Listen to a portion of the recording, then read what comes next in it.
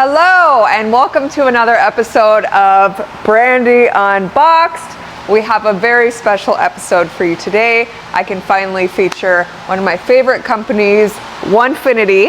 I have been using Onefinity for my custom cutting board, custom sign, custom business for several years now. Shoot, I just remembered I needed to grab extension cords today. So I'm gonna unplug this so I can scoot it out. So I just recently built this double-decker because I got a second Onefinity machine. That is what I'm gonna unbox and set up for you today. It is the larger version, the Foreman Elite. It can cut 4 feet by 4 feet. That is half a sheet of ply. And this machine is more affordable than any on the market. It is so easy to set up. Let me show you the table I just finished yesterday.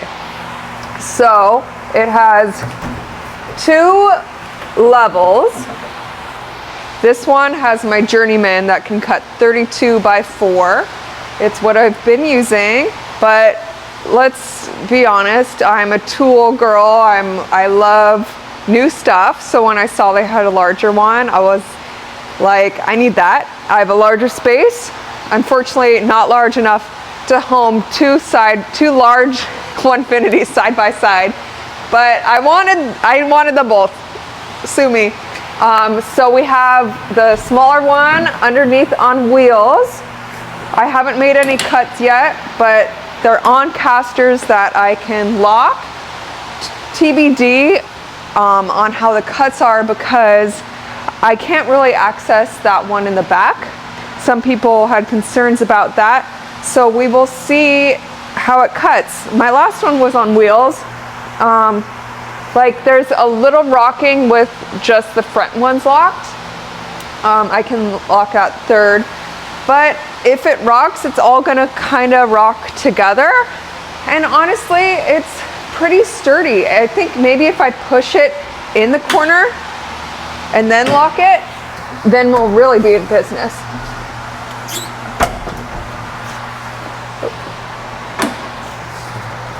Okay, yeah, so even that's better. To be determined on if this was a flop or not, my build, but I think it'll be fine. And also, I was thinking, nothing else, I have this awesome JTech 44 watt laser that I have not been taking advantage of. And this could just be a huge laser.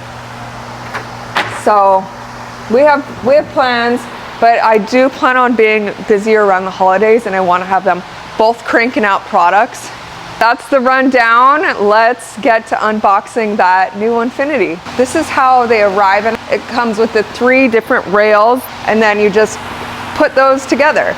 And this other box is for the motor and screen, which when you guys see this new screen, you are going to be blown away. Let's do the exciting one first. Let's see the screen and the motor.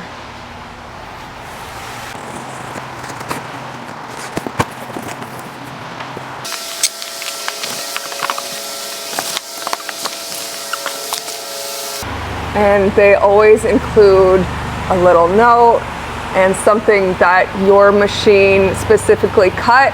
So they test run every single machine before it goes out, and that is really awesome. This is the screen I was talking about. It is the coolest, so we're gonna start with that. Holy moly. This looks like an Apple product or something. Just a giant cell phone, iPhone. Ooh, you guys ready? Oh my God. So, holy shit. So this is the touch screen that you're gonna control your CNC with. Isn't that insane? I'll show you the one that the smaller Journeyman came with. So here's the touchscreen that the first one that I got a few years ago came with. Does the job, but we like the bigger one. This is how you power it on. You press that button. It's got all of these. Okay, another thing that is really cool about this one is you plug your router and your shop vac into this, and it turns on and off when your cuts are finished. So you can leave the room and know your router will turn off when the cut turns off. But like, I probably would still watch it. I don't think I'd ever let my machine run, but it's good to know that if I am sanding or doing another task that it'll turn off. And that's not for a spindle, that's for the Makita router too. That's another really cool thing about the Onefinity. You can just buy a Makita router, just a regular router. You don't have to buy like $1,000 spindle to run your CNC. You just need a standard little Makita router you can get on Amazon. If you're new to the CNC world, I'll just explain it. That's what a CNC is. It's just a computer controlling a router, telling it where to go, going up and down, and pretty simple when you think of it like that. So Bits and Bits, one of my absolute favorite bits company, they included some bits that said they teamed up with Onefinity, so that is really awesome. Freaking bit in here with the Astro coating. Okay, this is the Z rail. This is what goes up and down.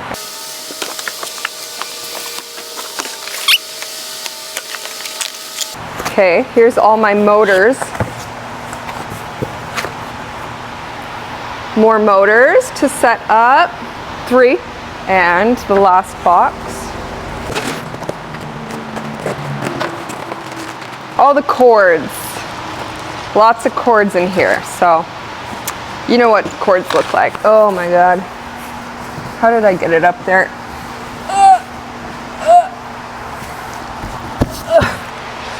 Excuse my butt.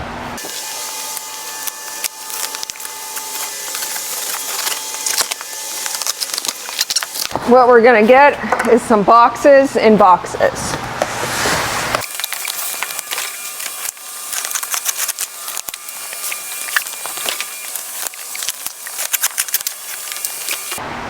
Okay, so we got those open, and here's what the rails look like. It looks like it already has a drag chain on it, which is so nice. These are what all of the rails look like.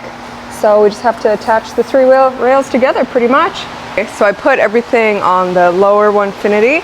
I'm gonna lift one of the rails.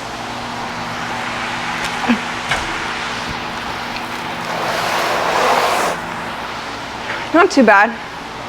Okay, so we have all the rails up there. And now we're turning on Stone's video so we know how to set it up. He is part of Onefinity's team and he makes some excellent, straightforward videos. Okay, I want to make a quick note that I didn't see in the Onefinity setup video the appropriate time to attach the motors, and I got finished setting it up and I didn't attach the motors, so now, and I don't have enough room for them in my setup, so I have to attach those and move it around a little bit. So that's just a note, leave room for your motors and attach those before you decide where to place it. Okay, first we have to put these risers on the legs. Okay, so they're just fitting nicely in there.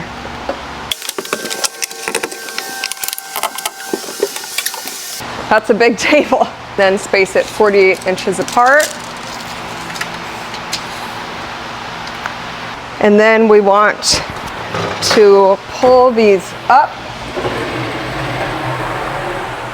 so that we can set these on top. I don't know which is the front and back. I saw an image, and the drag chain was on on the Y rail and on this first X rail. I hope I'm getting that right. X is right to left, Y is front to back, Z is up and down. We switched it around because they're labeled like Z2, so this one says Z2, so it's going to plug into that, so that's how you can figure it out. We're going to put some screws in. They tell you which order to put the screw in, and it's nice that they're all labeled for which rails they go on.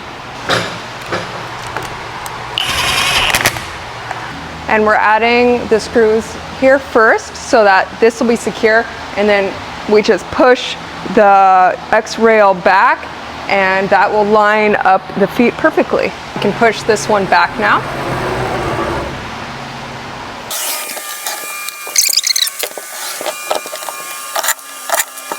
Okay, now that we got all the bolts attached for this, we have to put on the Z slider, which is this guy. And there are bolts for that, so I'm going to take care of that. I would also like to know there are various holes.